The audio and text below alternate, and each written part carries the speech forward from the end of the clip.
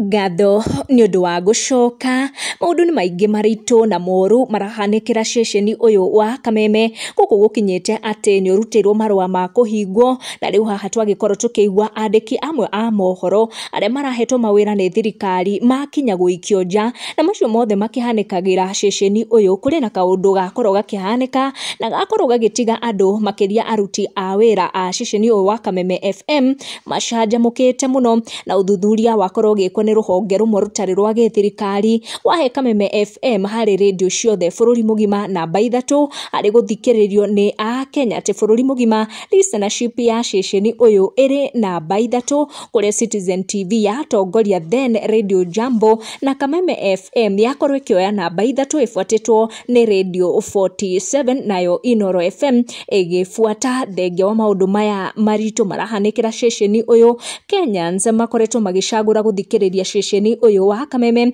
na ni kaundu gakorwo gagicanjamukirwo muno ni fans a ceceni uyu makiria aruti a wira aria makoretwo makihinyiririka muno ni undu wa mathina maria marakinyita ceceni ucio. Roho Njogu wa Wachira akorwo akiumburania maundu makimukorete ni undu wa maundu maria marakihutithanio na kambuni uyu arutagira wira kuona ni kambuni ukoretwo gitamura thirikari no kagutetera thirikari hari mu Kenya kuria akorwo akihithuria ati thirikari kuhitukira ministry ya ICT ni akorwo ikimutunya wira arakihetwo ni uria wakirugamirire ministry iyo hau kabere. Njogu akorwo akiuga ni afutwo wira ni thirikari wira arahetwo thiini wa ministry ya ICT na iyo no ni ndumiriri iria akorwo akirekereria.